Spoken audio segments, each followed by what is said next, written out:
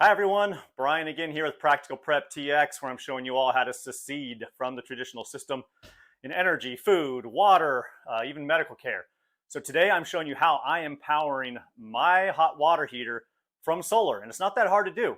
The traditional hot water heaters that you have that are electrical, they are 5,000 watts to run, and that's just an enormous amount of energy to put on your solar system.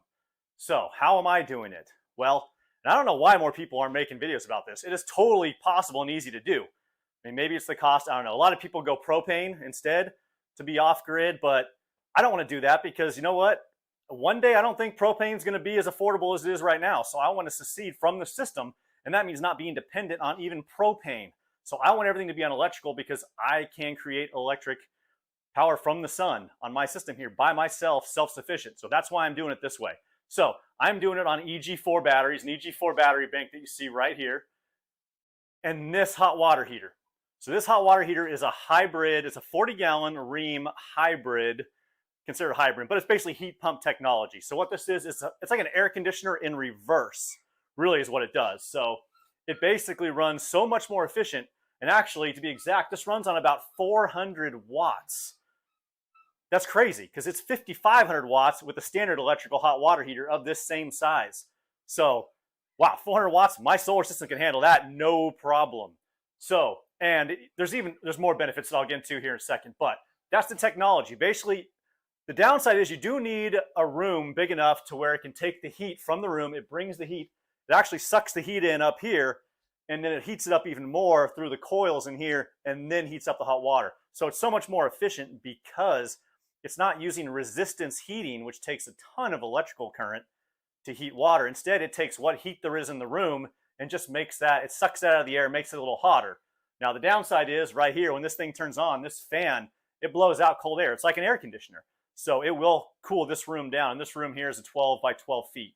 Some of the benefits. This is 3 or 4 times roughly more efficient than your standard hot water heater that's electric. So that's an enormous savings. In regards to return on investment.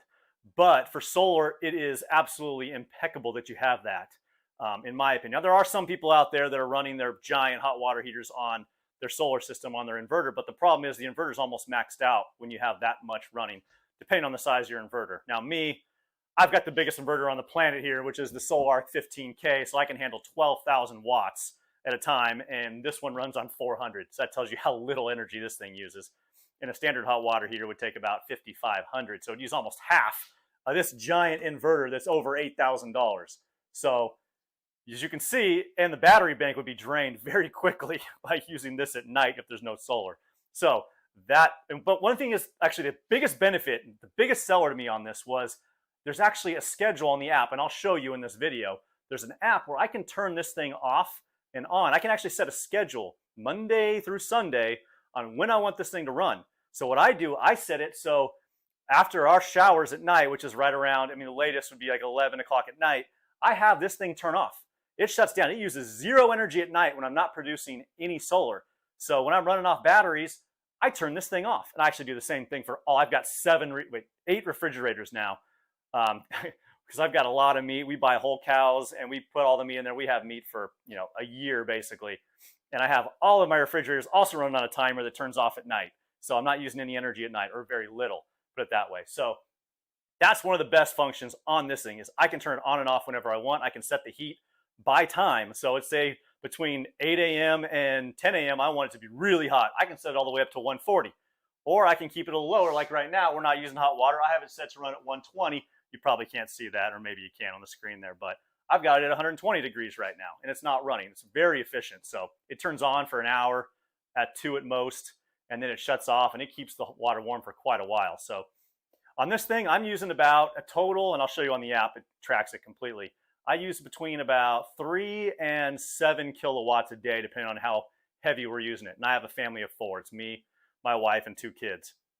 So that kind of tells you. Now, would it run more efficient if I didn't turn it off? I just left it on all night? It might. Use a little bit less, maybe a kilowatt less. Maybe I can get it down to more of the 2 to 4 kilowatt per day range if I left it on all night. But I don't want to use any electricity at night. I've got more than enough solar to power everything in my house plus some, and charge my big battery bank of EG4 batteries here that you'll see that I'll show you in a minute.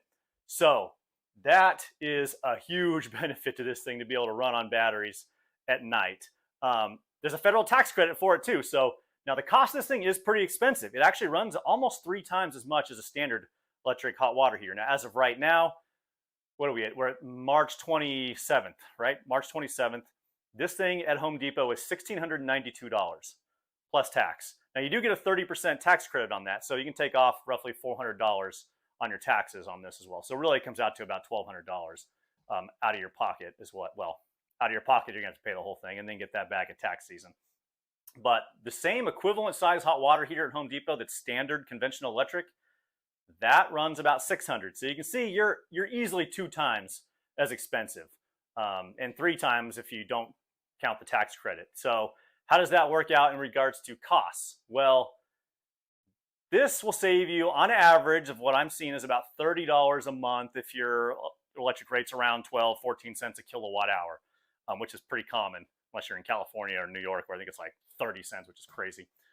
But at like 12, 14 cents per kilowatt hour, you're going to save about $30 a month on this thing. And remember, you're spending, what did I say, about $1,000 more for this one. So if you divide that savings out over what the additional cost is, your break even is right around 3 years and 4 months if you don't take into the account the tax credit. So it is a 3 to 4 year return on investment. But for me, really the return is immediately I can have hot water on my solar running on my EG4 battery bank. That is the big thing for me. So let me show you these EG4 batteries that I think are awesome. So these batteries right here, I've got 6 of them. And I'll just kind of turn on the LCD screen here, but they all have LCD screens, so you can see the exact charge. I'll see if I can zoom in on that. And it shows you right now they're at 50% charge, basically. I've got 6 of them. Each of these are 5 kilowatt hours, or 5.1 kilowatt hours. So I've got 1, 2, 3, 4, 5, 6. So I've got a little over 30 kilowatt hours of backup here. And what I mentioned was, in regards to kilowatt hours, my water heater uses about 3 to 5, sometimes 7 if we're really pushing it, a day. So that's not much. And this is the biggest energy, normally this is the biggest energy consumption utility or item in someone's house. So I've eliminated that completely. So by getting this heat pump water heater, I've had it now for about 3 months. I love it. There were some bad reviews on it. I don't know why. I've had no issues at all. And I am not an affiliate of these guys. I just use it because I want to have hot water when I want it without having to worry about the grid or propane deliveries. So that's why I use it. But these EG4 batteries, they're the cheapest battery that I could find on the market in regards to kilowatt hours. So, and they function amazingly.